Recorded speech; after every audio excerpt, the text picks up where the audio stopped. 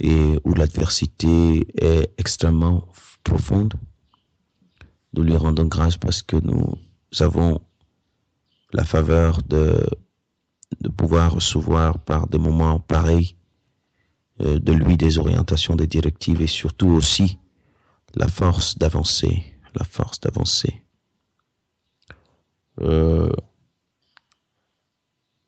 Je voudrais, avec la permission de Valère qui coordonne, revenir sur le partage que nous avons fait sur les fruits de l'esprit et les dons de l'esprit. La différence entre les fruits de l'esprit et les dons de l'esprit. Parce que comprendre cette différence fondamentale nous aide beaucoup à nous protéger de l'activité religieuse très destructrice qui existe en ce moment dans l'univers et qui a été clairement annoncée par la prophétie, et nous donne nous aussi de savoir ce que le Père attend de nous et d'avoir une direction claire quant à notre spiritualité sur le fondement établi par les apôtres. Pas sur un autre fondement, sur le fondement établi par les apôtres. Et nous avions promis qu'on devait revenir sur ce passage pour le boucler, celui que nous avions initié dimanche ensemble lors de la rencontre que nous avions en soirée. Donc, à cet effet, je voulais proposer... Valère, c'est bon? C'est bon, mon frère, c'est bon. On avance. Merci. Merci beaucoup, mon frère. Je voudrais aussi bénir le Père pour des propos introductifs qu'il nous a donnés au travers de la bouche de notre frère Valère, parce que c'est vraiment fondamental. Hein.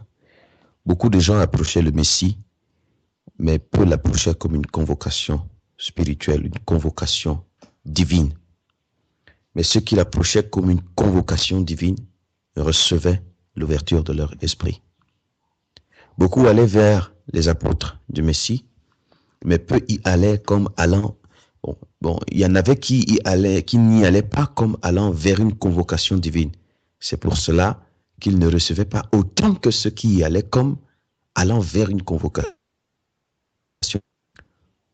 Voilà. Et ceux qui allaient comme si c'était vraiment une rencontre réelle, aller rencontrer le Père, ils ne venaient pas regarder Jocelyn, Valère, ils venaient pour que tout ce qui sera fait participe à les connecter à la source afin qu'ils reçoivent du Père la vie, la parole, la nourriture, la force nécessaire pour triompher du méchant.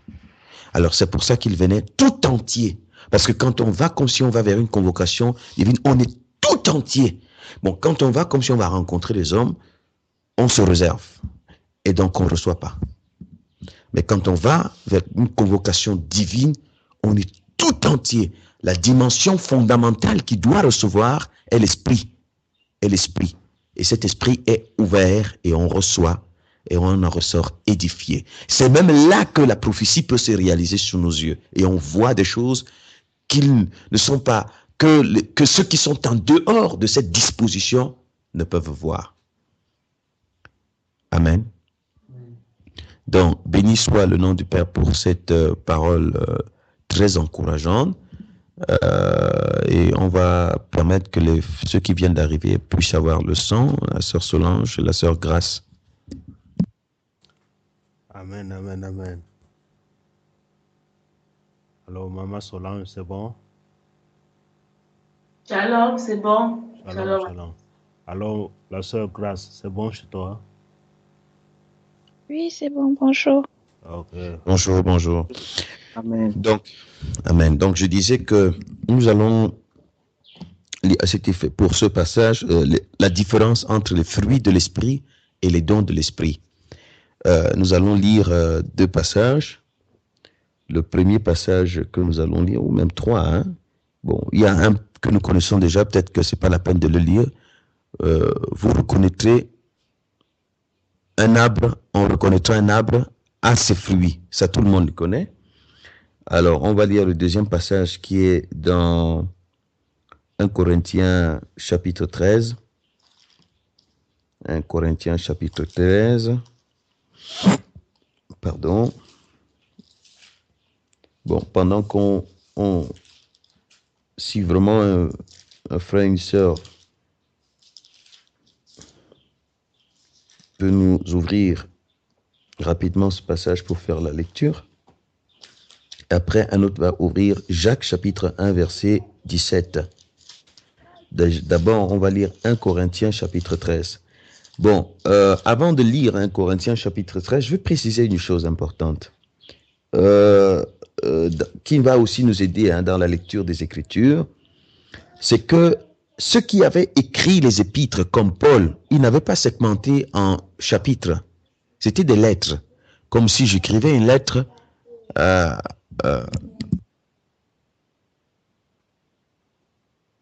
comme si j'écrivais une lettre à maman Jacqueline qui est avec nous. Je ne vais pas dire chapitre 1. Maman Jacqueline, chapitre 1. Tu vois, bon, le jour où je suis arrivé chez toi, je t'ai salué. Bon, j'ai vu la maison était comme ça. Bon, j'étais très content de voir tout le monde en bonne santé. Chapitre 2.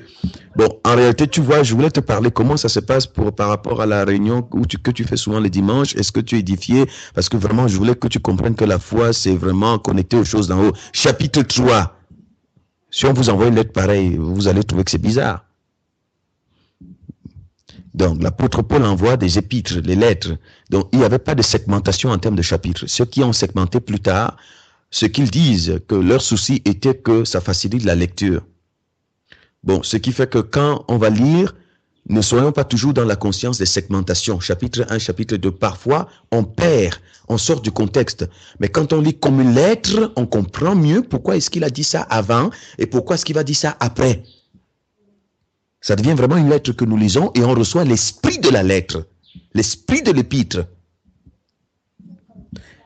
Ok, donc, ce qui fait que, allant dans la lettre qu'il a envoyée aux Corinthiens, la première lettre de Paul aux Corinthiens, donc, qu'on appelait 1 Corinthiens, bon, comme ils ont segmenté, on va dire chapitre 13, c'est pour faciliter, donc on se retrouve. Voilà, donc chapitre 13. Mais on va lire, avant le chapitre 13, on va lire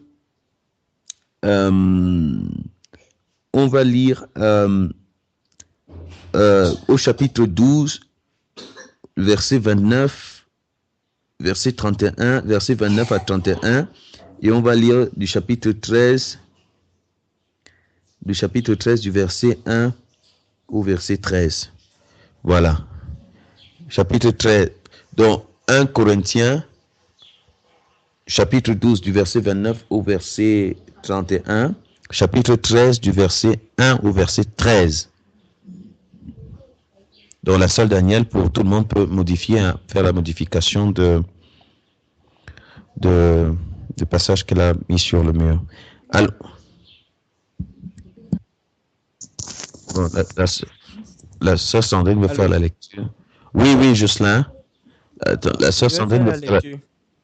Ah, d'accord. Bon, tu peux lire chapitre 12 du verset 29 au verset 31. La sœur Sandrine va lire chapitre 13 du verset 1 au verset 13. Ok.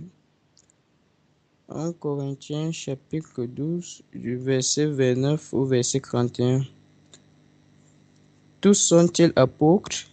Tous sont-ils prophètes? Tous sont-ils enseignants? Tous font-ils des miracles? Est-il donné à tous de guérir des malades? Tous parlent-ils dans les langues inconnues ou tous les interprètent-ils? Évidemment non. Aspirez aux dons les meilleurs. Pour cela, je vais vous indiquer l'approche par excellence. Amen.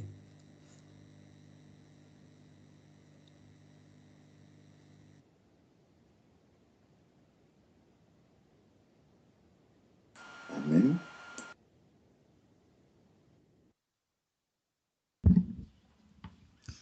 À partir du chapitre 13. Supposons que je parle les langues des hommes et même celles des anges. Si je n'ai pas d'amour, je ne suis rien. Je ne suis rien de plus qu'un métal qui résonne ou qu'une cymbale bruyante. Je pourrais transmettre des messages reçus de Dieu, posséder toute la connaissance et comprendre tous les mystères. Je pourrais avoir la foi capable de déplacer les montagnes. Si je n'ai pas d'amour, je ne suis rien. Je pourrais distribuer tous mes biens aux affamés et même livrer mon corps aux flammes. Si je n'ai pas d'amour, cela ne me sert à rien. Qui aime est patient et bon. Il n'est pas envieux, ne se vante pas et n'est pas prétentieux. Qui aime ne fait rien de honteux, n'est pas égoïste, ne s'irrite pas et n'éprouve pas de rancune. Qui aime ne se réjouit pas du mal, il se réjouit de la vérité. Qui aime supporte tout et garde en toutes circonstances la foi, l'espérance et la patience. L'amour est éternel. Les messages divins cesseront un jour. Le don de parler en des langues inconnues prendra fin. La connaissance disparaîtra. En effet, notre connaissance est incomplète et notre annonce des messages divins est limitée. Mais quand viendra la perfection, ce qui est incomplet disparaîtra. Lorsque j'étais enfant, je parlais, pensais et raisonnais comme un enfant. Mais une fois devenu adulte, j'ai abandonné tout ce qui est propre à l'enfant. À présent, nous ne voyons qu'une image confuse, pareille à celle d'un vieux miroir. Mais alors, nous verrons face à face. À présent, je ne connais qu'incomplètement. Mais alors, je connaîtrai Dieu complètement, comme lui-même me connaît. Maintenant, ces trois choses demeurent, la foi, l'espérance et l'amour.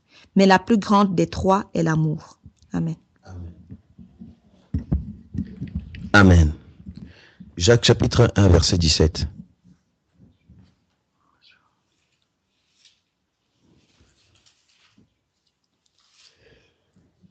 Jacques chapitre 1, 17.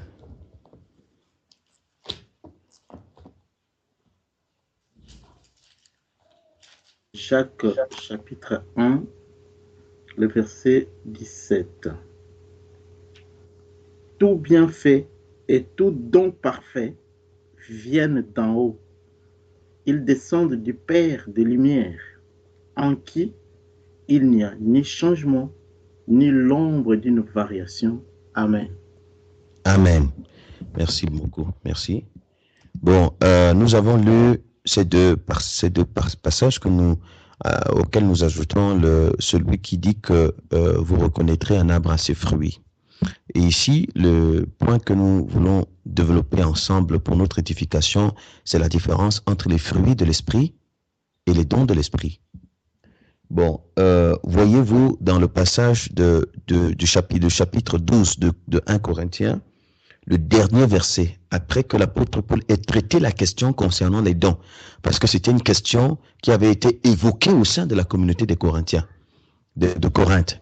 Donc, il voulait traiter cette question par rapport aux dons qui se manifestaient dans la communauté.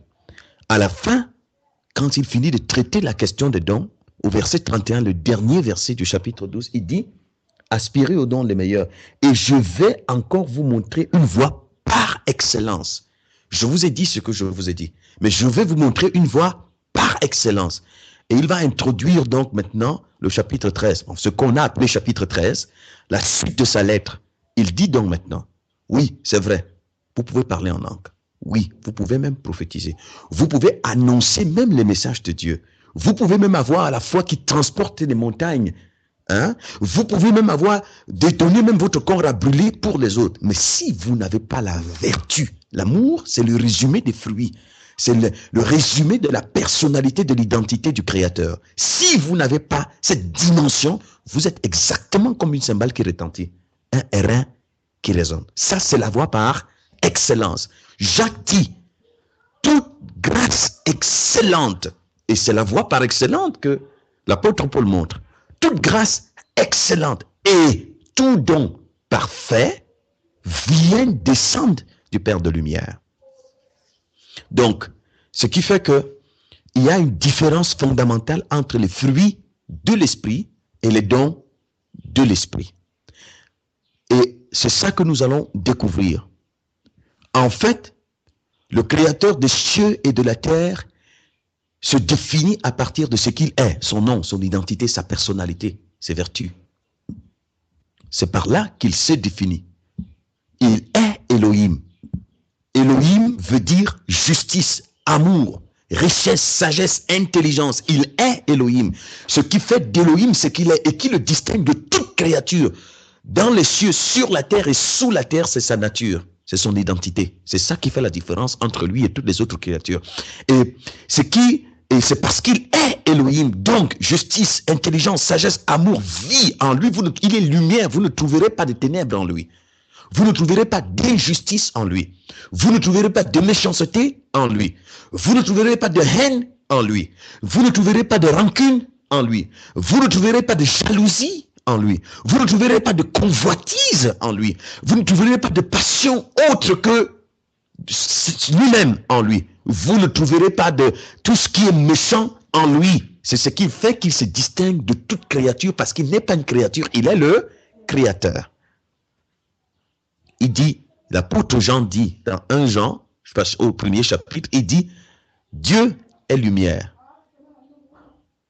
Et il n'y a point en lui de ténèbres. Si nous disons que nous sommes en communion avec lui et que nous marchions dans les ténèbres, nous mentons et nous ne pratiquons pas la vérité. Parce qu'il est lumière. C'est ça son identité. Il y a un autre passage qui dit, il est amour. Si je dis que je l'aime et que je aime mon frère, que je vois, mais je suis tout entier dans les ténèbres. Je ne l'ai jamais connu. Je ne l'ai jamais connu. Il y a une question que le Messie va poser à tout, une question de face à laquelle beaucoup seront, quand ils seront devant le juge qui est le Messie, le Christ. Plusieurs viendront défendre leur cas et diront, n'ai-je pas prophétisé en ton nom? N'ai-je pas guéri les malades en ton nom? Prophétiser, ça peut être annoncer l'évangile, prêcher l'évangile en ton nom. N'ai-je pas accompli des miracles en ton nom? On peut même ajouter, n'ai-je pas possédé les éléments matériels en ton nom? Il dit, éloignez-vous de moi, je ne vous ai jamais connu. Parce que connaître veut dire, comme Adam connut Ève. Connaître, ça veut dire fusion. Quand Adam connaît Ève, il y a la fusion. Et ce qui donne le résultat de cette fusion, ça donne naissance à la vie. Donc, je ne vous ai jamais connu, c'est-à-dire entre vous et moi, il n'y a jamais eu rencontre. Il dit, c'est pour ça qu'il dit, vous qui commettez l'iniquité. Parce que si je vous avais connu, l'iniquité aurait été détruite en vous et vous aurez manifesté ma nature. Donc, ce qui distingue le Père, le Créateur des cieux et de la terre, c'est sa nature, son identité, caractérisée par ses vertus, qu'on appelle donc fruits. C'est pour ça, quand on dit les fruits de l'esprit, on parle des vertus. L'amour, la justice. Donc, c'est ça les fruits. Parce qu'un arbre se fait reconnaître par les fruits. Elohim, donc, est l'arbre qui se fait reconnaître par ses fruits. Donc, ce qui distingue Elohim, l'arbre par excellence, suprême au-dessus de tout, ce sont ses fruits. Donc, ça a sa nature, son identité. C'est pour ça qu'il est dit que les perfections invisibles de Dieu se voient comme à l'œil. Les perfections invisibles de Dieu. Donc, ce qui fait que c'est cela. Alors, pour ceux qui ont l'espérance, qui ont reçu la bonne nouvelle, qui leur a révélé comme les Colossiens, l'apôtre Paul dit aux Colossiens, la première fois, Colossiens chapitre 1, à partir du verset 5, la première fois que vous avez entendu le message de la vérité, la bonne nouvelle, vous avez appris ce que Dieu vous réserve dans les cieux. Votre foi et votre amour sont fondés sur cette espérance. Ceux qui ont l'espérance du royaume, l'espérance de la cité céleste pour laquelle ils vivent sur la terre en vue de contribuer à son rayonnement céleste. Donc, c'est-à-dire, leur ambition n'est plus fixée dans la poussière, mais fixée là-haut. Ils vivent par rapport à l'espérance de ce qui leur est réservé. La sœur Justine n'a sûrement pas de son. Allô, ma sœur? Sœur Justine? Frère Désiré?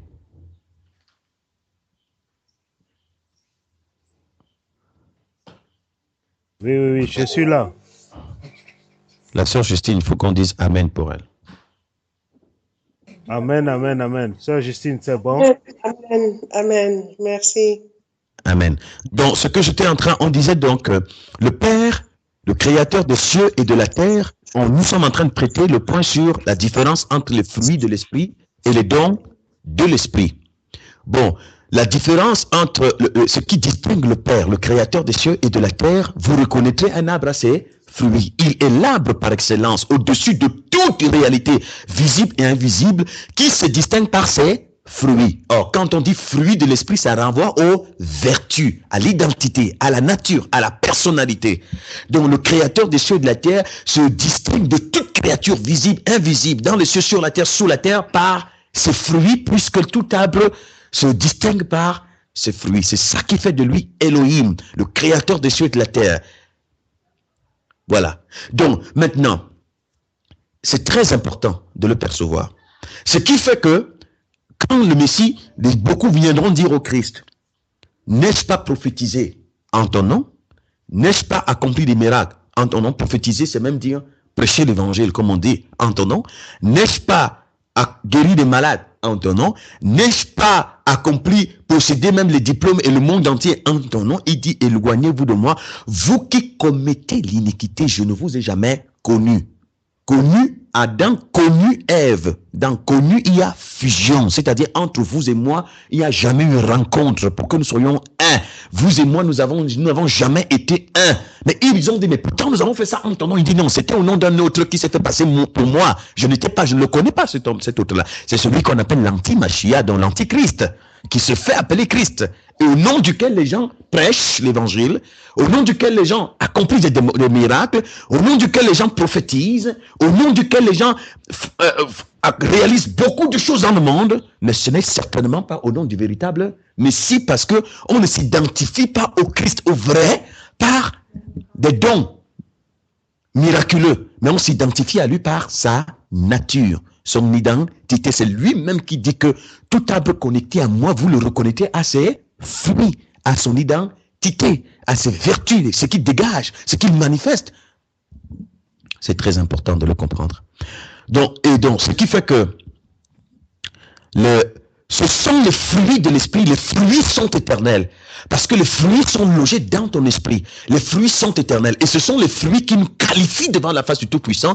Et ce sont les fruits qui nous élèvent et qui nous fait pénétrer, entrer dans son royaume. Ce sont les fruits.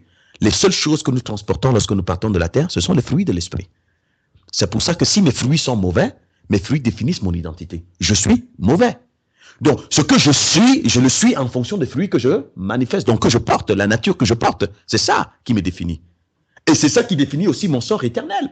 Parce que si je porte des mauvais fruits, donc je suis dans les calomnies, dans les haines, dans les convoitises, dans les passions charnelles, dans les jaloux, donc dans tout ce qui est opposé à la nature du Tout-Puissant, parce qu'en lui, il n'y a pas de haine, en lui, il n'y a pas de calomnie, en lui, il n'y a pas de jalousie, en lui, il n'y a pas de rancune, en lui, il n'y a pas de colère, en lui, il n'y a pas de perversité, en lui, il est lumière, il n'y a pas de ténèbres, en lui, il n'y a pas d'envie, de passion charnelle, en lui, il n'y a rien de tout ce qui est semblable à ça.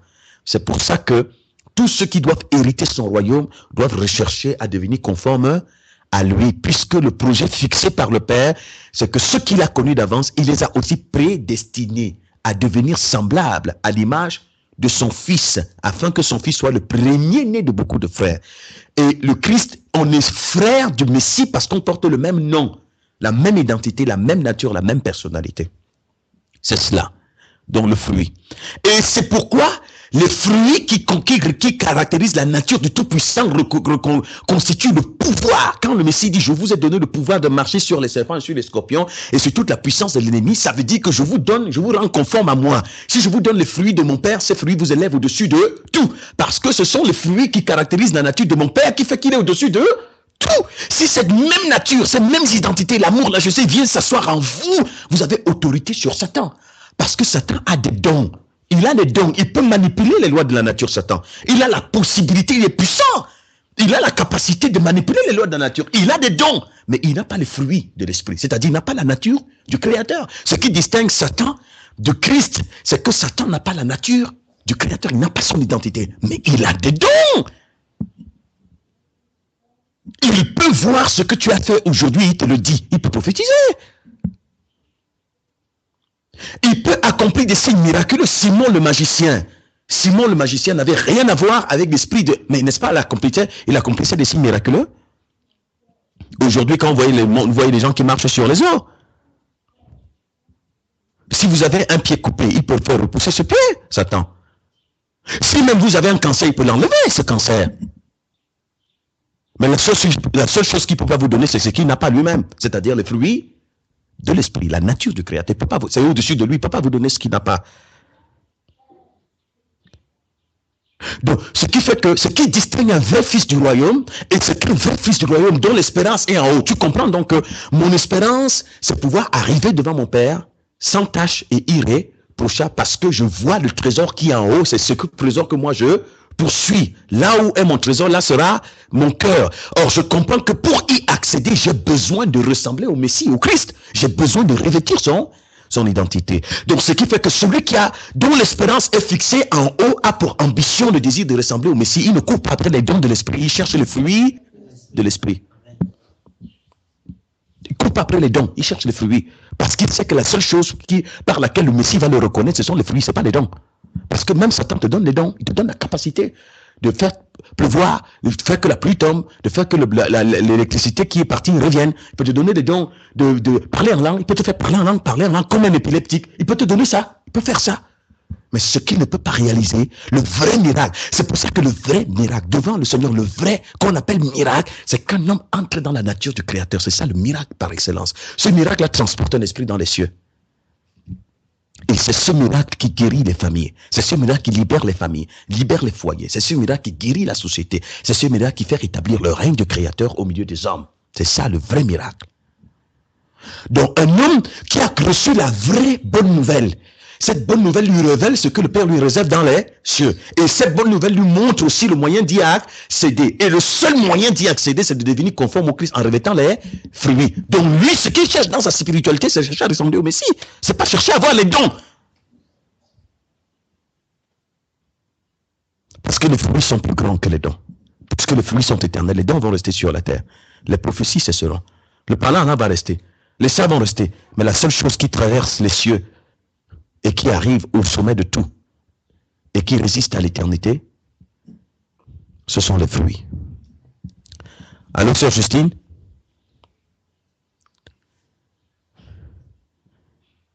Allô, sœur Justine? Frère Désiré? Shalom, allô, Sœur Justine, amen, amen, c'est bon?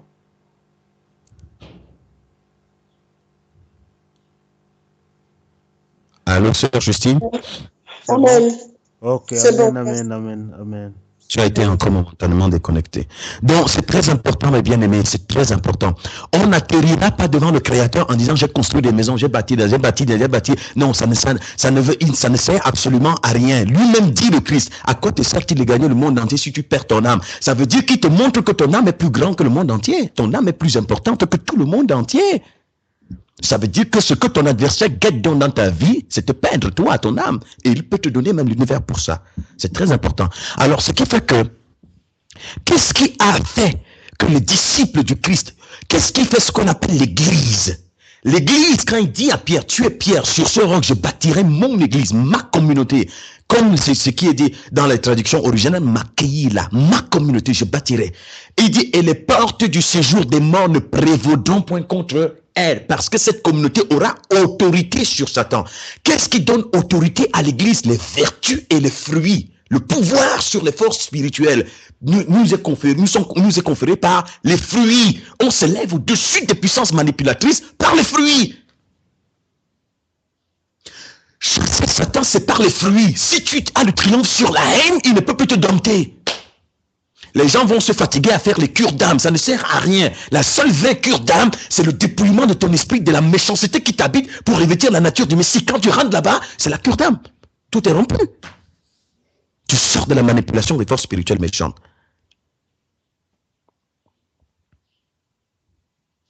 C'est pour ça que la vraie délivrance, c'est entrer, quitter les fruits de la méchanceté, quitter les fruits, les passions de la chair, rentrer dans la vraie nature du Messie, c'est-à-dire son identité. On entre dans la vraie délivrance. Comme quelqu'un, une dame qui me posait la question, mais alors, alors la délivrance, donc c'est plus fois qu'on chasse les... Je dis, ma soeur, imagine une pièce où il y a des ordures à l'intérieur. Ces ordures attirent quoi? Les mouches, n'est-ce pas? On vient délivrer la pièce, qui pue d'ailleurs. On chasse les mouches au nom de Jésus. On chasse les mouches partent, les mouches reviennent. On chasse, les mouches partent, les mouches reviennent. Parfois même le nombre se multiplie de ces mouches-là. On va se fatiguer à faire cet exercice comme ça se pratique dans les communautés où les gens sont délivrés tous les jours, ministère de la délivrance tous les jours. Les mêmes gens sont délivrés 400 000 fois. La meilleure délivrance, n'est-ce pas, c'est de nettoyer la pièce de ses ordures. Tu nettoies bien, tu enlèves les ordures, tu jettes dehors, tu vas jeter, tu vas brûler même. Tu laves toute la pièce. Est-ce que les mouches vont revenir? Donc, si nos cœurs sont remplis de cette méchanceté, cette nature du mal. Mais aussi longtemps, c'est ça là notre possession, c'est là notre servitude. Et c'est là la source de nos malheurs, même si on possède l'univers tout entier. Parce que les cœurs sont sales, les vêtements intérieurs sont souillés. Mais pour nous tromper, le méchant peut nous revêtir des dons de l'esprit. Et nous commençons à manifester les dons pour nous tromper. Et pour aboutir à ce que le Christ a dit, n'ai-je pas chassé les démons en ton nom? Il dit, je t'ai jamais connu, toi. Esprit souillé que tu es, je t'ai jamais connu. Donc, mes bien-aimés, ce qui a fait de l'Église, ce qu'on appelle l'Église ne s'est pas distinguée par les dons. Les dons qui se manifestent, la prophétie, les miracles et tout ça là. L'Église a bouleversé le monde, l'Église de Paul, de Pierre, de Jean, de Jacques, a bouleversé le monde par les fruits, c'est-à-dire la nature du Père qui élève cette communauté et qui en fait un véritable gouvernement divin. Parce que l'Église du Messie se définit à partir de lui-même. Il se reconnaît dans cette Église-là. C'est pour ça qu'on dit si quelqu'un est en. Il dit, lui-même dit, celui qui est en moi porte beaucoup de fruits, n'est-ce pas? Il porte beaucoup. Et je vais les monter pour qu'il porte davantage. Il dit, si je suis le cep, vous êtes le sarment, celui qui demeure en moi et en qui je demeure porte beaucoup de. Car sans moi, vous ne pouvez. Ça veut dire que celui qui demeure vraiment dans le Christ, quand on dit je suis en Christ, ça veut dire qu'il faut, si tu es vraiment en lui, ça se distingue par parce que celui qui est en lui porte beaucoup de. Donc la nature du Père, l'identité du Père qui nous élève au-dessus du mal et qui nous donne de commencer à rayonner par ces fruits-là, cette identité-là. C'est cette réalité qui nous transporte dans les cieux. La communauté de Paul, de Pierre, a bouleversé le monde par les fruits qui ont eu une grande renommée dans le monde. Grande renommée dans le monde. Les dons, maintenant, étaient. Donc, toute grâce excellente, les grâces excellentes, ce sont les fruits, la nature du Tout-Puissant qu'il fait asseoir dans les hommes. Maintenant, ces grâces excellentes sont accompagnées par les dons parfaits. Les dons parfaits, c'est maintenant des fonctions dans l'Église par lesquelles les fruits que j'ai se manifestent. Il a fait des dons comme apôtre, pasteur, prophète, enseignant, ainsi de suite, pour le perfectionnement des saints.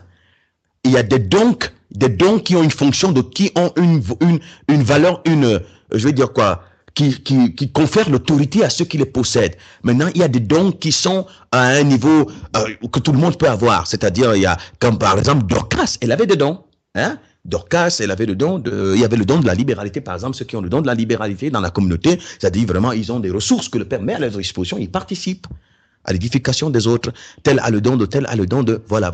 Maintenant, en fait, ce qui faisait la force de la communauté, ce n'était pas ces dons. Les dons parfaits ne sont parfaits que lorsqu'ils servent des grâces excellentes. S'il n'y a pas de grâces excellentes, les dons ne servent à rien. Je vous prends un exemple. Je viens vous prêcher. Mais si avant d'aller vous prêcher, j'ai brûlé toute ma maison parce que je me suis fâché contre ma femme, j'ai insulté mes enfants, j'ai dit, foutez-moi le camp, je suis en train de me préparer une prédication, vous m'énervez, alors je manifeste de l'animosité. Ça, c'est un caractère de Satan. Après, je m'en vais vous placer, je dis, j'ai le don, je commence à prêcher et ma parole est mielleuse. Mais ce don-là, il ne communique que la mort parce qu'en réalité, le don est un véhicule pour restituer ma nature. C'est pour ça que vous voyez les gens, ils prennent la parole, ils vous prêchent ce qui est écrit en réalité. Ça ne sonne pas forcément faux, mais vous voyez que la communauté grandit dans le mal. En réalité, c'est ce qu'il est lui-même. Parce que par le don n'est qu'un moyen, un outil de communication, un véhicule qui transporte la nature de l'homme qui vous parle. Ça veut dire que si Satan vous parle, vous l'écoutez, même s'il vous a dit aime Dieu, quand tu te disposes à ça, tu te suis, c'est sa nature que tu vas recevoir. Parce que le don n'est qu'un moyen pour communiquer la nature que je porte. C'est pour ça qu'il y a des grands rassemblements où des hommes se font appeler envoyés de Dieu, mais c'est des gens chargés d'iniquité qui rassemblent des gens avec je veux dire quoi, la capacité de produire certains signes, les gens les retrouvent. Mais vous allez voir les mêmes personnes qui vont là-bas, quand ils sortent de là, vous voyez leur vie, ils ressemblent à ces prophètes. Pourquoi? Parce que c'est un transfert d'esprit. C'est-à-dire, la nature qui est en eux va se transférer au travers de sa communication et des dons qu'il va utiliser. Comme ton esprit est ouvert, tu reçois ce qu'il est. Mais comme tu ne le connais pas, mais c'est sa vie qui va montrer que tu as rencontré un autre. Donc, ce qui fait que ça ne sert absolument à rien. Comme l'apôtre Paul a dit, ça ne sert à rien. Je peux chanter. Je dis c'est un don de chant. Mais si ce don ne véhicule pas l'identité du Messie, n'a pas pour vous véhiculer, ce don-là va véhiculer la mort. C'est pour ça que vous écoutez souvent certaines musiques. Parfois même elles sont dites chrétiennes. Mais quand vous avez fini de les écouter, vous avez envie de vous marier. Allez, vous vous rendez compte que les passions qui sont dans vous renvoient au monde. J'ai envie d'une voiture. Vous ne comprenez pas que ça vient de la musique que vous avez écoutée parce que la personne qui chante n'a utilisé ce don que l'identité qui est en elle, c'est la nature de Satan qui se sert de ce don pour véhiculer la nature de l'impie. C'est ainsi qu'on parle, comme quelqu'un a parlé de l'envoûtement, l'ensorcellement. Alors, l'homme qui a l'espérance dans les cieux ne court pas après les dons qu'il voit dehors. Prophétie, il y a le prophète, il y a un grand prophète. Non, il cherche les fruits. Il sait que la restauration dans les fruits, c'est la délivrance totale de son existence. Et il va vers la vie. Il sait que dès qu'il accède, il cherche à devenir conforme au Messie. Il a vaincu la mort. Il entre dans la victoire sur la mort. Il entre dans la victoire contre. Il entre dans la liberté totale. Totale. Par la conformité au Messie, tous ces réseaux. C'est pour ça qu'il dit, si donc, le Fils vous a franchi, vous serez réellement libre. Si vraiment vous avez connu le Messie, vous entrez dans une totale liberté. Il ne vient pas en vous, après vous avez besoin de délivrance encore. Ça veut dire que son affranchissement est inutile. Il est inefficace. Il est entré en vous, mais il a trouvé qu'il y a des liens plus forts que lui. C'est pour ça que vous avez besoin d'aller chez un prophète pour vous délivrer encore. On dit quelqu'un qui est en Christ, Christ est en lui, mais il a besoin d'être délivré. Mais il n'a pas pu te délivrer alors. Parce que quand il vient en nous, ce qu'il nous communique, il détruit la mort, il détruit le mal, il détruit les haines, il détruit les passions, il détruit tout ce qui fait de nous des esclaves. Pour que nous ayons des aspirations fixées vers le royaume et sa nature en nous constitue notre seule sécurité et protection et victoire sur le mal. Si donc le Fils vous a franchi, vous serez réellement libre. Alors qui nous a affranchis? Lequel Fils? Mais si on suit le vrai Messie, on entre dans la vraie délivrance et la vraie liberté. C'est pour ça que souvent, vous voyez, les gens cherchent les dons. Seigneur, j'ai besoin, fais de moi un pasteur, fais de moi un apôtre. Vraiment, je vais te servir, je vais te servir. On voit le non, parce que ça satisfait l'ego. Mais les vrais disciples cherchent à ressembler au Messie. Et c'est pourquoi, parce que, en réalité, vous allez voir dans la communauté, tous on part au même fruit. Parce qu'il y a un seul esprit, donc une seule nature. Mais il y a diversité de dons. Tous n'ont pas les mêmes dons.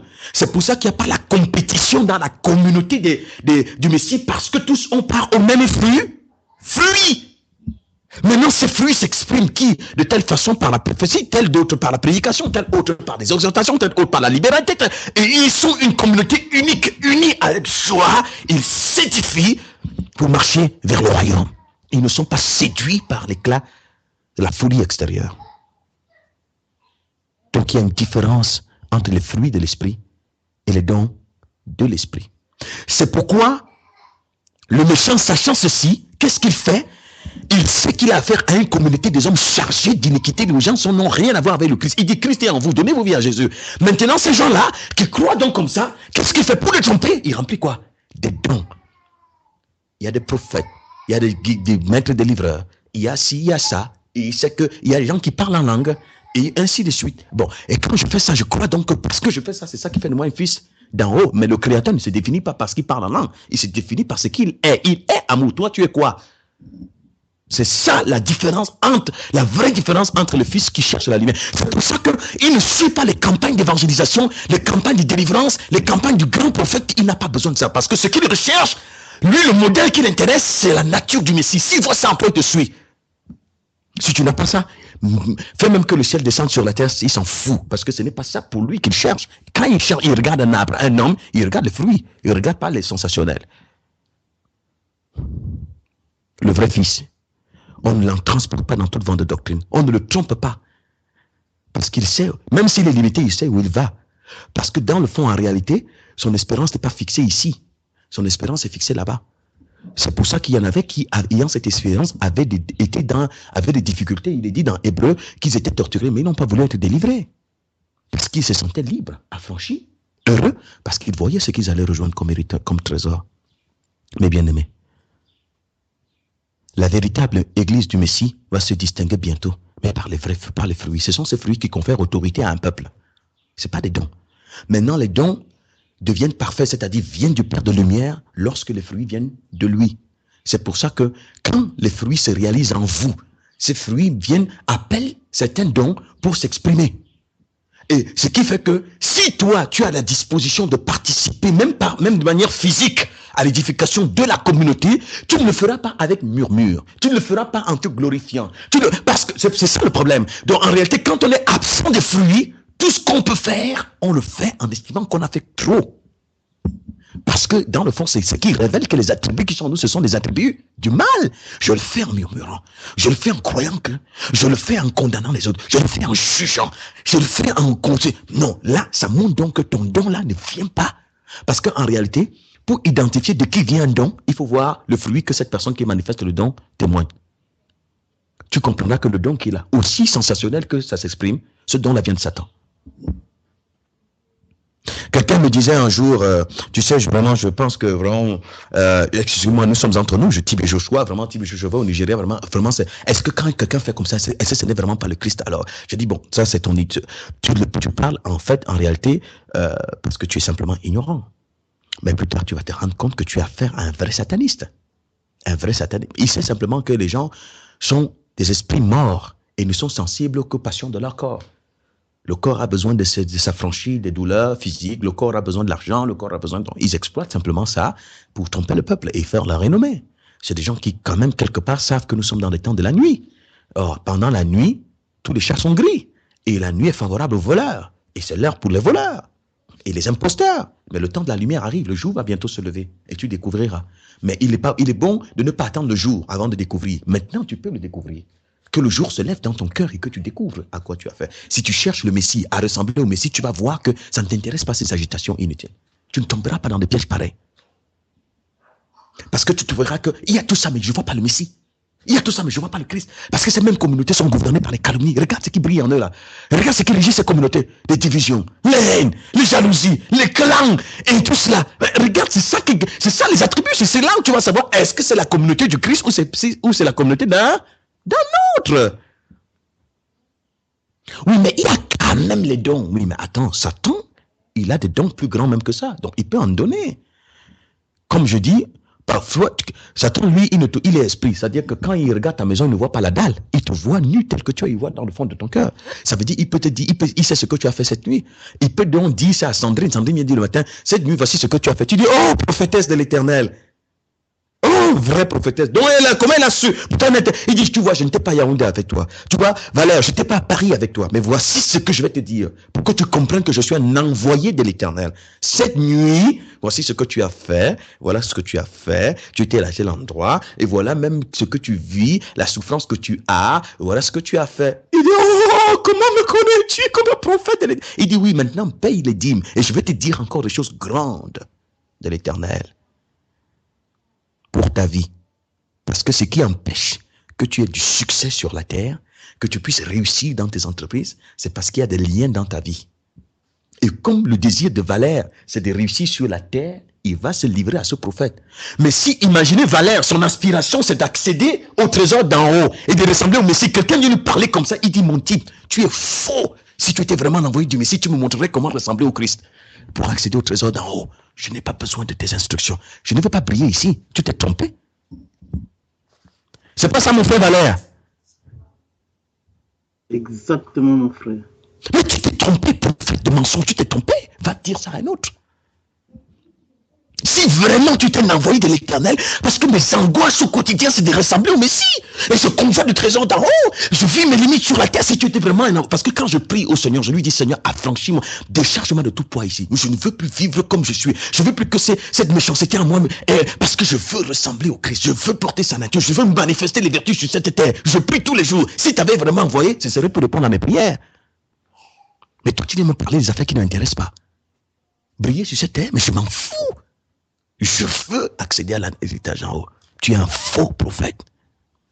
Et ce que tu as vu, même Satan a vu ça. Il me voit même aussi. Mais mon Père me protège. Et il va brûler sur place ce prophète-là. Parce qu'il va comprendre que donc il y a la lumière sur la terre. Il va comprendre que c'est sérieux, il y a la lumière déjà sur la terre.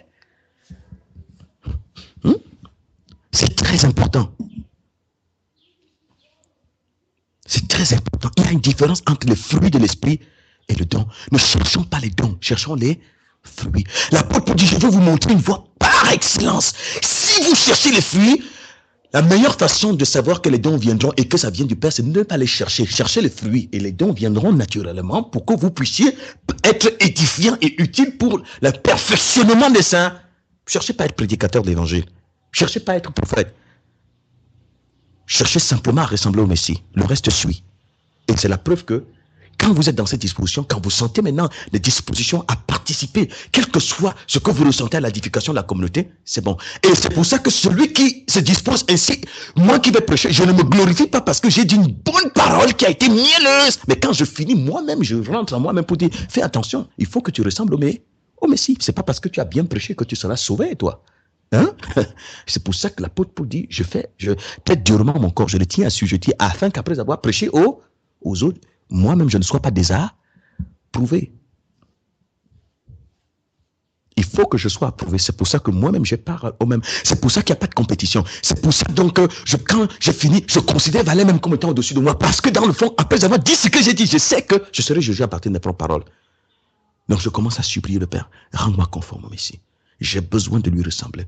J'ai besoin d'entrer dans les vertus. J'ai besoin de quitter les passions de la chair. J'ai besoin de quitter les contestations. J'ai besoin d'entrer dans les vertus. J'ai besoin d'aimer même mon prochain, même mon ennemi. J'ai besoin d'être investi parce que c'est ça ma sécurité, c'est ça ma joie. Et je veux vivre comme ça jusqu'au dernier jour. Imaginez une communauté des hommes et des femmes qui ne cherchent pas les dons, mais qui cherchent les fruits. Ça, c'est la communauté du Messie Yeshua. Et nous en sommes appelés à faire partie de cette communauté. C'est pour ça que quelqu'un qui est comme ça, il fait attention, très, très attention à lui-même. Les bien-aimés. Nous avons aujourd'hui, si l'Église s'est distinguée par les dons, n'est-ce pas? Ce qu'on appelle l'Église aujourd'hui a les dons, c'est plein partout. Hein? Il y a les dons de miracles ici. Ils sont là, ils font des campagnes partout. Il y a des dons. Mais pourquoi est-ce qu'on ne bouleverse pas le monde? C'est même plutôt le monde qui est bouleversé. C'est même plutôt ce qu'on appelle l'Église qui est bouleversée par le monde. Parce que ce ne sont pas les dons qui bouleversent le monde. Ce qui bouleverse le monde, ce sont les fruits. C'est-à-dire le Père, lui, d'ensemble, c'est ça, c'est lui qui bouleverse le monde. C'est ça. C'est ça. Heureux ceux qui lavent leur robe. Heureux ceux qui purifient leur robe. Heureux ceux qui se purifient. Ils vont manger de l'arbre de vie qui est dans le jardin de mon Père. Mais les êtres abominables, c'est pour ça qu'il veut nous défaire de toutes les réalités abominables en nous attachés à notre être. Oui, c'est pour cela. Et nous transporter, nous connecter dans l'éternité. Et nous cessions d'être ballottés par tout vent de doctrine et toute spéculation inutile, par tout mouvement dans l'apparence éclatant, mais dans le fond diabolique, dans le but de souiller les esprits. Tu as un don, mais l'objectif de ce don, c'est de souiller ton... C'est pour ça qu'il était dit, ne confiez pas de responsabilité à un jeune converti. Parce que si vous confiez des responsabilités à un jeune converti, s'il a certains dons, il va se perdre. Il va se perdre. Laissez le jeune converti grandir dans la nature du Messie, et puis les responsabilités viendront au fur et à mesure. Au fur et à mesure. Parce qu'il va se prendre la tête et tomber dans le piège de Satan. Puisque ce qui est plus important pour le converti, c'est qu'il soit sauvé. C'est pas qu'il devienne prophète. Hein?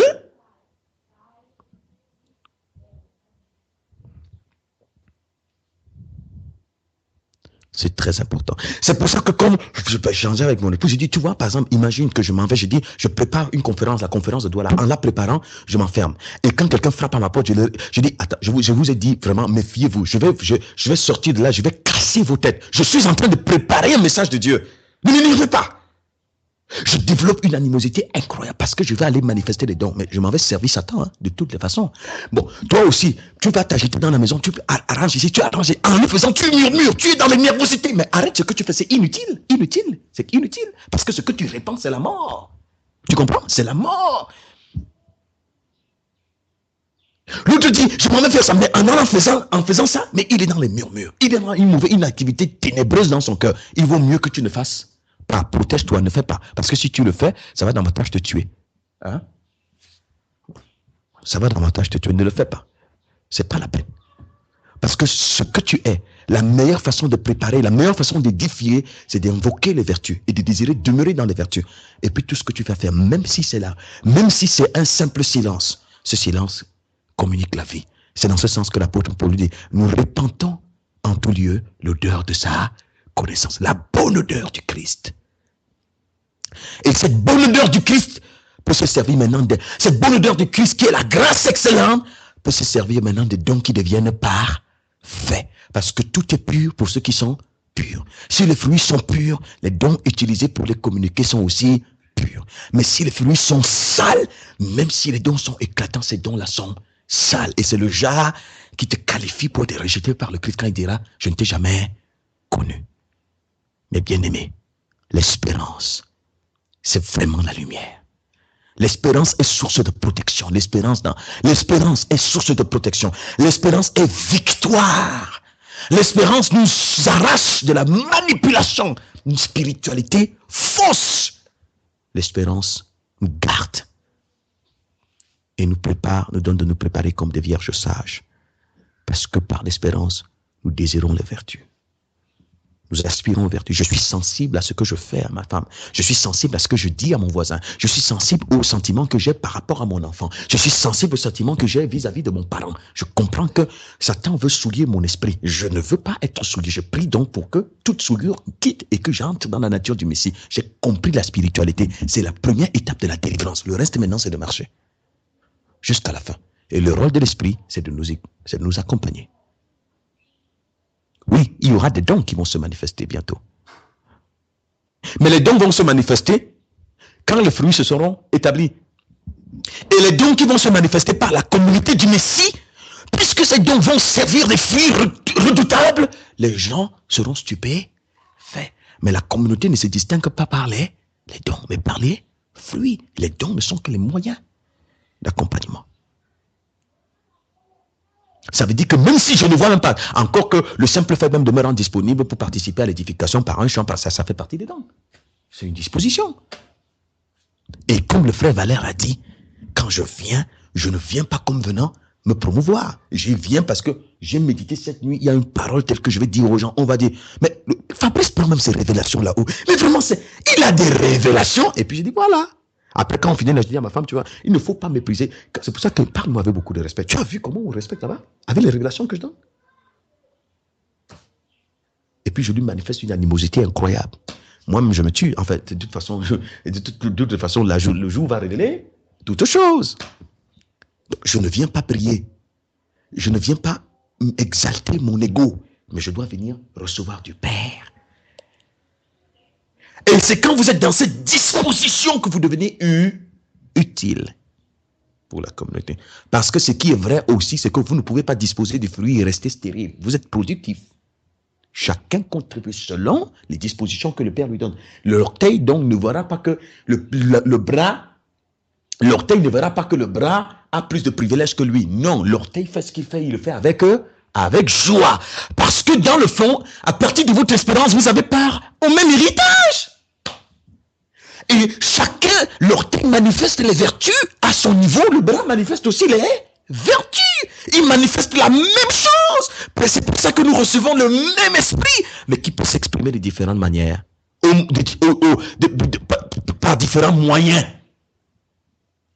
Un seul esprit, mais diversité de dons.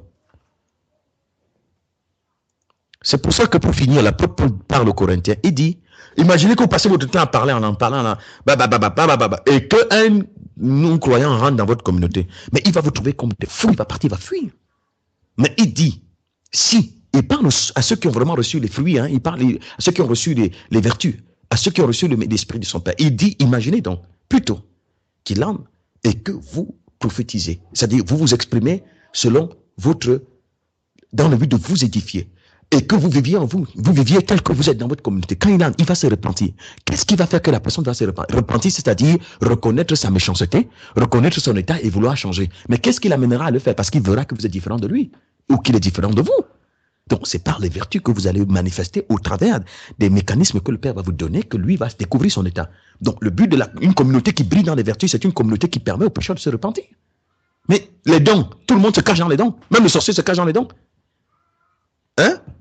Le don d'exploser la télé. Le don lui-même, il va venir entrer aussi dans ce spectacle. Chacun, vous êtes tous des sorciers, chacun, avec des dons. Le pasteur là, il a le don le prophète là, il a le don toi aussi tu te bats, toi le chrétien, le fidèle, toi aussi tu as une communauté pleine de dons, mais remplie d'impureté et d'abomination. veut mieux une communauté pleine de vertus.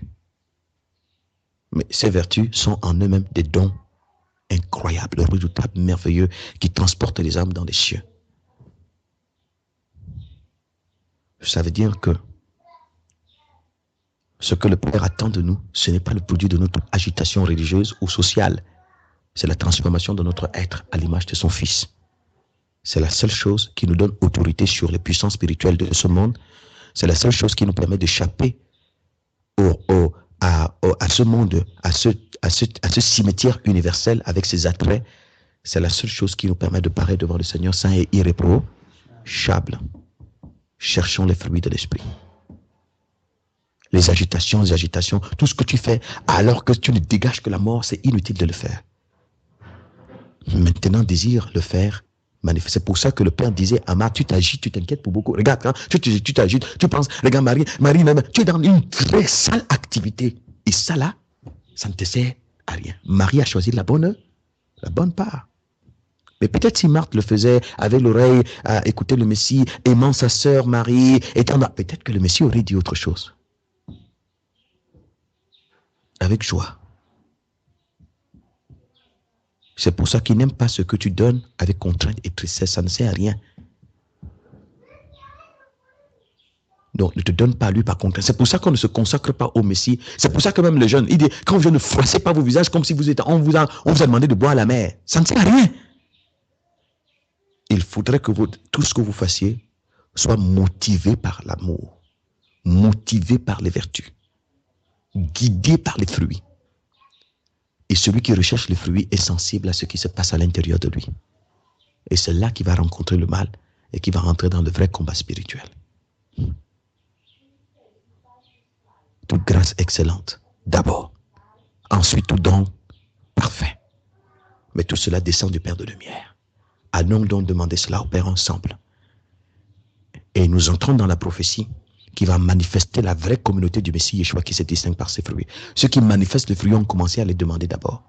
Heureux le pauvre en esprit. Heureux ceux qui ont soif de vivre comme le Père le demande. Heureux ceux qui ont faim et soif de la justice. Mais plus tard, ils manifestent la justice. Ils sont les fils de la paix.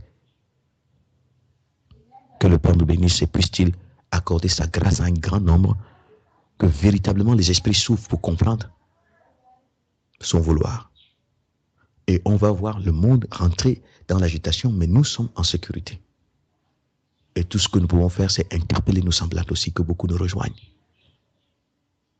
dans le chantier de la préparation des vierges sages. Amen. Amen, amen. Amen. Amen, amen. Amen. Amen. Amen. De notre être à l'image du Fils de son amour, à l'image du Messie, sur la transformation de notre être. Ceux qui le désirent finiront par le recueillir et cela sera visible. Plaise à Elohim, notre Père, de nous faire entrer dans cette dimension. Lorsque le frère était en train de parler, je me dis, mais ces choses sont tellement évidentes, mais lorsqu'on n'est pas réveillé, on ne peut pas percevoir cela. Les dons, mais ils cachent beaucoup de choses à l'intérieur. Regardez combien font descendre le feu. Regardez simplement, entrez sur YouTube, vous verrez les dons, vous verrez plusieurs. Quelqu'un vient, il amène une chaise là, il dit, bon, écoutez, je vais vous faire voir la démonstration que je suis un homme puissant, je suis un envoyé d'en haut, vous ne pouvez, vous n'en avez pas. Asseyez-vous, la personne cherche à s'asseoir, n'arrive pas à s'asseoir. Tombe. Et la foule est en émoi, applaudit. Je vis un autre, il fait des signes de main comme ça. Il y a une femme qui avait ses béquilles. Dès qu'il a fait des signes de main à la manière d'un vraiment un homme qui fait des invocations, des incantations. Et les béquilles sont partis et la femme a commencé à marcher. Un enfant qui était sous perfusion à l'hôpital et tout ça, il s'en va là-bas, il touche, il parle.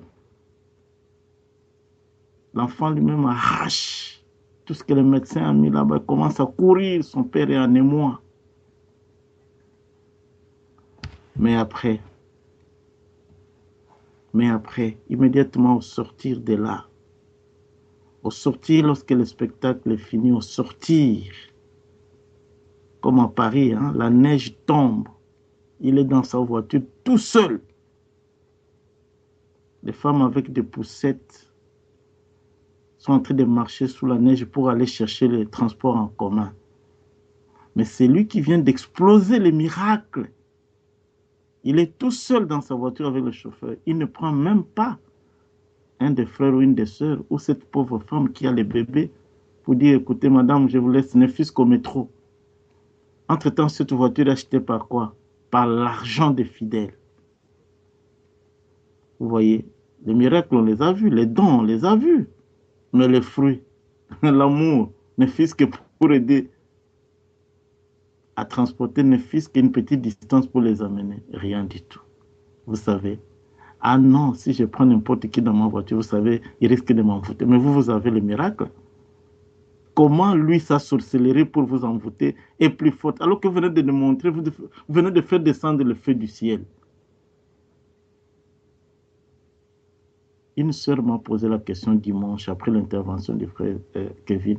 Mais qu'est-ce qui fait que vous dites nous devons seulement prier, demander les choses d'en haut? Mais nous prions pour que les gens se convertissent, les membres de nos familles. Mais ça fait des années qu'ils ne se convertissent pas. Je lui ai dit, ma sœur, nous-mêmes qui demandons aux autres de se convertir, sommes-nous convertis? Parce que si nous-mêmes nous sommes déjà convertis,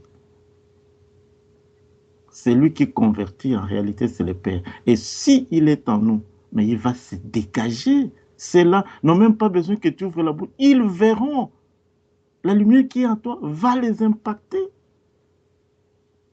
Ils verront que Yaya est différent, maman est différente, papa est différent des autres papas que je vois. Mais je vais suivre la voie de papa.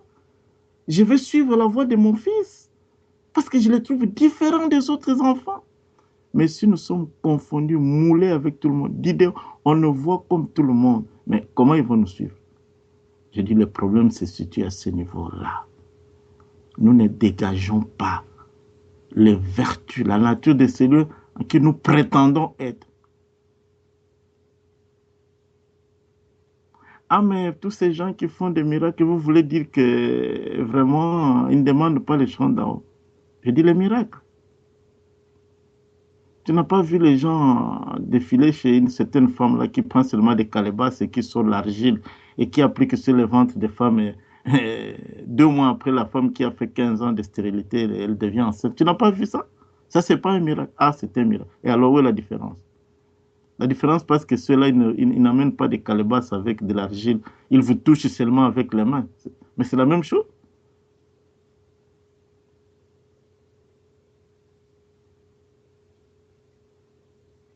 C'est lui qui a les dons qui viennent d'en haut. On verra également l'expression de ces dons au travers des fruits qu'il produit. L'amour, il va aimer. Mais lorsque le miracle s'accompagne de la haine, il faut se poser la question. Si ça vient d'en haut, oui, ça veut venir d'en haut, mais en haut, il n'y a pas seulement qu'Elohim. Bien-aimé dans le Seigneur. La transformation de tout notre être à l'image, à la ressemblance du Fils de son amour, Yeshua. C'est celle qui fera que la communauté soit vue et impacte ceux qui sont encore en dehors et qu'ils viennent.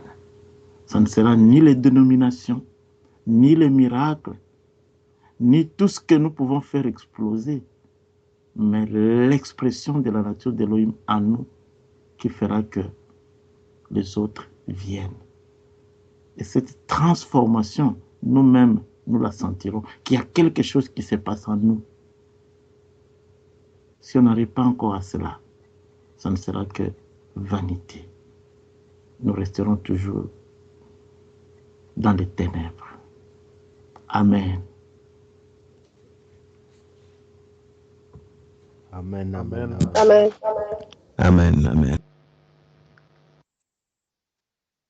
Merci pour ta question, Christian. Disons que les disciples du Messie étaient dans une étape d'apprentissage. C'est des gens qui avaient tout quitté pour suivre le Maître, même si leur nature restait encore opposée à la sienne. Et ils étaient dans une étape d'apprentissage où le Maître leur annonçait effectivement la vocation à laquelle ils sont appelés. Mais bien avant cette étape, il leur a donné des enseignements concernant le royaume. Une multitude d'enseignements pour leur révéler ce qu'est le royaume. Matthieu 6. Ne dites pas que mangerons nous, que boirons nous, de quoi serons nous vêtus. Cherchez premièrement le royaume et ça je sais. Cherchez, c'est-à-dire le royaume et vous trouverez. Une pléthore d'enseignements pour les amener à comprendre que ce qu'il est lui-même, c'est lui qui leur a dit bien avant. Vous reconnaîtrez un arbre à ses fruits. Le plus important, et il a dit aux pharisiens, ils ont bien entendu quand il disait aux pharisiens, hypocrites, vous soignez l'extérieur du plat, mais l'intérieur rempli de pourriture. Soignez d'abord l'intérieur. C'était aussi un enseignement pour eux. Et après, il va les amener à vivre l'exercice de voir comment, par eux, les puissances spirituelles méchantes peuvent quitter. Et surtout, ils l'ont fait, il les a envoyés parmi le peuple juif. Parce que les Juifs attendaient le Messie. Ils avaient déjà des dispositions à percevoir le salut. Même si beaucoup avaient été trompés par l'enseignement des pharisiens, ils attendaient le Messie qui allait venir les sauver de la crise économique imposée par l'hégémonie romaine. Donc, ce qui fait qu'il y a tout cet ensemble qu'il faut considérer. Après qu'ils l'ont fait, ce n'est qu'arrivé d'ailleurs qu'une seule fois, peut-être ou deux, pour les exercer. Quand ils sont rentrés, ils étaient dans la joie. C'était pour que les disciples se découvrent. Parce qu'ils étaient dans la joie de voir qu'ils ont une puissance qui se déploie au travers de le Maître, les a refroidis tout de suite. Pour dire, mes frères, faites attention. Votre identification à moi n'est pas liée au fait que, ne veut pas dire parce que les démons. C'était un exercice justement pour leur enseigner ce que nous venons de partager.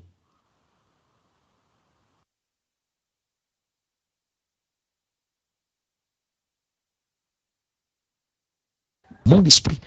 C'est pourquoi, si c'était déjà là,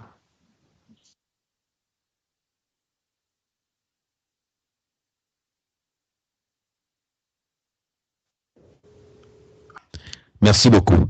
Donc, je disais que il leur dit attention, parce qu'il connaissait ses disciples. Christian, l'objectif du Messie, c'est que ses disciples se découvrent. Il voulait que le mal qui est assis en eux, parce qu'ils ne se connaissaient pas véritablement. C'est pour ça qu'il va dire à Pierre, lorsque tu seras converti, et il dira aussi à Pierre, tu me régneras. Parce qu'il fallait que ces disciples se découvrent vraiment, réalisent que ce qui est assis en eux, ils ne vivent que pour l'exaltation de leur ego. Ils ne vivent que pour leur propre promotion, mais il voulait les amener à découvrir le mal qui est assis en eux. Donc, ils étaient vraiment dans une phase d'apprentissage. Puis, il dit,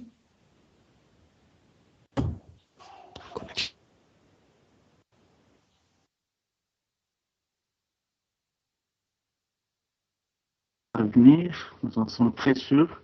Donc, frère Christian, pour aller dans le même sens que le frère Fabrice, ils sont allés, ils ont chassé les démons, et ils sont rentrés, ils ont fait les rapports, les disciples. Ils ont dit, maître, même les démons nous ont été soumis. Ils étaient très fiers. Ils voulaient se réaliser en eux-mêmes pour dire, mais nous sommes devenus à un stade tel que rien ne nous désobéit. Même les démons nous sont soumis. Comme disait le frère Fabrice, le maître les a recadrés. Il les a refroidis. Ils étaient dans l'apprentissage. Le maître voulait faire voir, ce n'est pas vous. Et ce n'est pas le plus important, les miracles que vous venez de faire. Il leur dit, ne vous réjouissez pas de ce que les démons vous ont été soumis. Réjouissez-vous plutôt de quoi? Parce que vos noms sont inscrits dans les livres des vies. Réjouissez-vous parce que vous êtes connus maintenant d'en haut. Vous faites partie du royaume d'en haut. Mais ne vous réjouissez pas parce que ici, où vous êtes allés, les démons vous ont été soumis. Ne vous réjouissez pas du miracle que vous venez de voir à travers vos mains. Mais réjouissez-vous parce que vos noms sont inscrits dans les livres de Dieu. Les mêmes disciples, on les ramène un homme qui était possédé de démons. Ils ont prié, ils ont chassé au nom de Jésus, au nom de Yeshua. Mais les démons ne partaient pas. Vous voyez, toujours dans cette phase d'apprentissage, et qui viennent de voir les démons se soumettre à eux. Mais maintenant, on les ramène un homme possédé. Ils doivent apprendre encore quelque chose de nouveau. Ils sont à l'école du maître. Ils chassent. Les démons ne partent pas. On amène l'enfant vers le Messie Yeshua. Le Messie Yeshua, il prie et la personne est libérée. Ah, les disciples sont surpris. Mais nous avons fait la même chose. Mais les démons ne sont pas partis.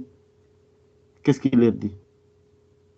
Homme de peu de foi. Ne savez-vous pas que ces genres d'esprit-là ne peuvent partir que par la prière, mais aussi par les jeûnes. Ils sont dans une phase de formation. Ils apprennent ces choses. Mais chaque fois, pourquoi il l'appelle maître?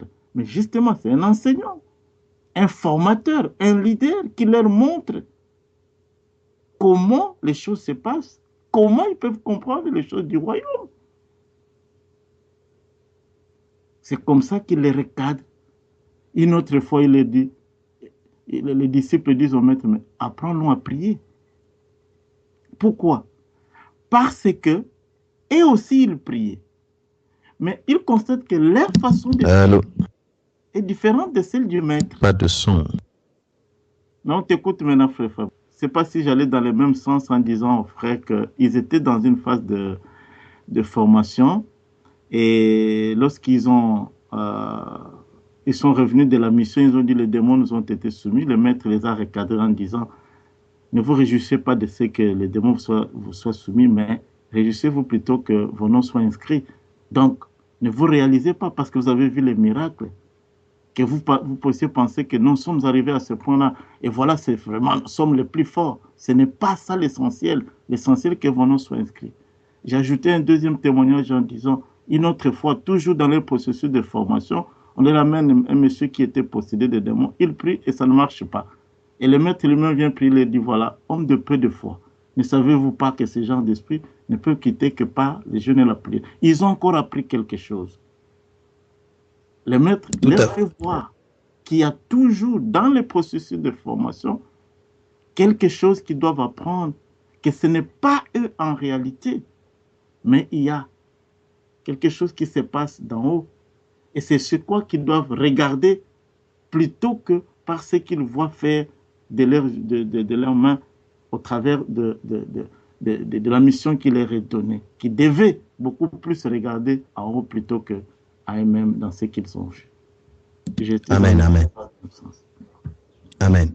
Et il faut noter ensuite, mon frère, deux choses, Christian, en plus de ce que justement des exemples formidables que notre frère vient de citer, d'évoquer, c'est que le Messie était présent sur la terre avec eux. Quand ils partaient, ce n'était pas leur propre capacité qui accomplissait ça. C'est l'Esprit, c'est le Messie qui allait avec eux.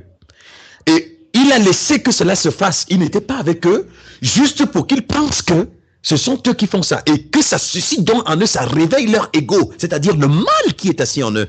C'est pour ça que Christian, quand ils sont revenus, une autre scène s'est présentée. Quelqu'un a refusé que le Messie rentre chez lui. Il a dit, Père, Maître, permets-tu que nous commandions du feu, que cela descende du ciel parce qu'ils sentaient qu'ils étaient déjà forts. Il dit, vous ne savez pas de quel esprit vous êtes animés.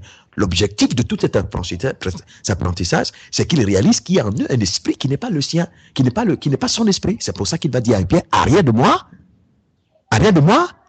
Satan. Donc, Christian, l'objectif de cet apprentissage, c'était pas évident pour ces Juifs de réaliser, eux qui avaient fait tant d'années de religion, que celui qui est assis en eux, c'est Satan. Parce que ça, c'est la première marche. C'est la première étape. Après, toute la religion, tout ce qu'ils ont pu faire, il fallait qu'ils découvrent d'abord que celui qui est assis là, dans leur cœur, c'est pas le Père, le Créateur des cieux et de la terre. Mais est-ce que c'est l'impie? Mais que c'est celui-là que le Père vient dégager pour s'établir. Donc, il a laissé que cela se fasse parce qu'il savait tout ce que ça allait susciter par la suite. Je vais te prendre une autre image. Bien avant que le Messie ne dise à Pierre, arrière de moi Satan. Tu sais ce qu'il va lui dire? Regarde ce qu'il va dire à Pierre. Il va poser une question. Qui dit-on que je suis? Il dit, les gens disent que tu es prophète, d'autres disent que tu es Élie. Il dit, et vous, qui dites-vous que je suis? Qu'est-ce que Pierre va répondre? Tu es le Christ, le Fils du Dieu vivant. Il dit à Pierre, ce ne sont ni la chair ni le sang qui t'ont révélé cela. C'est l'Esprit de mon Père qui est dans les cieux qui t'a révélé cela. Et il dit, et toi, tu es Pierre, puisque tu as identifié que je suis. C'est-à-dire, en fait, dans la réponse de Pierre, Pierre peut-être n'avait pas perçu la profondeur, mais plus tard, il allait le comprendre. Il identifiait que tu es vraiment le modèle auquel nous devons ressembler, que le Père nous a envoyé. Tu viens nous affranchir de notre nature diabolique pour nous donner de revêtir le vêtement nouveau qui nous permettra d'hériter du royaume. Sûrement, la sœur Justine n'a pas de son. Parce que c'est une question très importante. Amen, amen. Chère Justine, c'est bon?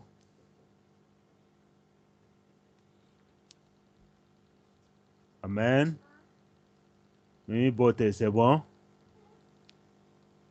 Amen, amen, amen. Maman Justine. Amen. Elle a sûrement le son. Elle a sûrement le son. C'est sûr que c'est peut-être... Amen, amen, amen. Ok. Voilà. Donc, on était en train de répondre à la question du frère Christian. Donc, je disais que, tu vois, c'était une phase d'apprentissage, mon frère. Donc, c'est pourquoi, par exemple, je prenais cette autre image. Il va dire à Pierre, ce ne sont ni la chair ni le sang qui t'ont révélé cela, mais l'Esprit de mon Père. Et après, il dit à Pierre, comme tu as connu qui je suis, tu es Pierre, je te dis ton avenir.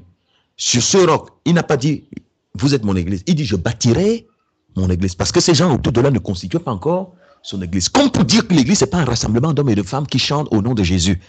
Je bâtirai. Il parle au futur. Parce que malgré toute la disposition des disciples, il ne constituait pas encore son église. Et l'église, c'est la projection du Messie. C'est la révélation de l'identité du Père. C'est le gouvernement divin dont la présence sur la terre bouleverse le monde. Et puis il dit, tu es Pierre, sur ce roc je bâtirai mon église.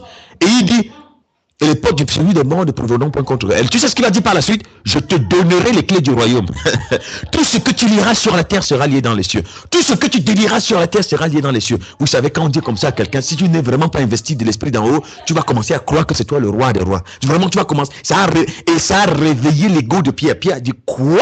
Et vous savez qu'il y avait une discussion entre eux, qui sera le plus grand, qui sera assis à la droite, qui sera assis à la... Pierre a compris que c'est donc moi le plus grand. Donc la discussion que nous avons, le maître vient de trancher, il a compris, pas comme il devait comprendre, mais le Messie savait qu'il n'a pas encore la faculté. Il aime. Et vous savez ce que ça va faire à Pierre? Juste après, le Messie fait exprès, juste après avoir dit ça à Pierre, sachant le mal, tout ce qui s'est manifesté en lui, il dit, il faut que je meure. Pierre l'arrête, Pierre l'a repris, il dit, tu viens de me dire des belles choses, après tu me racontes qu'il faut que tu meures? Finis d'abord d'accomplir, donne-moi d'abord les clés avant de mourir. Et il va dire à Pierre, arrière de moi, Satan. Tes pensées ne sont pas les pensées de mon Père. Hein, Christian? Il dit arrière. C'est un exercice. Le Messie, il est le maître. Vous savez, il est le maître. Il enseigne. C'est ça l'enseignant. Il savait tout ceci. C'est lui qui provoque tout cela. Mais il faut que Pierre se découvre. Il réalise l'esprit qui est assis en lui. Donc il fait exprès de lui dire son avenir. Tu es Pierre, je te donnerai les clés du royaume. Il n'a pas dit vous, je vous donnerai. Il dit toi, je te donnerai. Parce qu'il savait que Pierre était le plus excité de tous ses disciples. Il parlait trop. Pierre parlait trop. Il ne se taisait jamais. Il aimait parler. Et si on cherche bien, on va voir qu'il faisait partie de ceux qui aussi quelque part cherchaient à voir qui sera le plus grand. Il dit oui, je suis venu vous affranchir de ce que vous êtes. Vous êtes ce qui est assis en vous. Mais il faudrait que pour que moi je vous libère, que vous preniez conscience de celui qui est en vous et que vous consentiez à votre propre liberté. C'est ça dont la vraie délivrance. La vraie délivrance, c'est nous affranchir de ce que nous sommes pour nous donner l'identité du Père. Et la vraie délivrance, c'est celle-là. Donc, il sait qu'après avoir dit tout ceci à Pierre, tout son ego est monté. Il a commencé à regarder les autres disciples et dit, voilà, j'espère que, c'est ce qu'il a dit dans son cœur, j'espère que vous avez compris, le maître a tranché nos faux débats que nous avons. Vous avez bien compris, il m'a donné les clés du royaume. Après, juste après, le maître dit, maintenant, il faut que je meure et que je ressuscite. Oh, Pierre dit, oh là là, attention, il ne faut pas raconter des choses comme ça devant les gens. Il ne faut pas raconter les conneries. Attention, mais tu es le maître, c'est vrai, mais doucement. Tu m'as dit 2 minutes, 1 minute, que je suis Pierre, tu vas me donner les clés du royaume ça ne fait même pas, tu n'attends même pas 30 minutes. Tu viens refroidir tout mon zèle et toute ma passion pour toi, comme ça. Il dit, cela ne t'arrivera pas.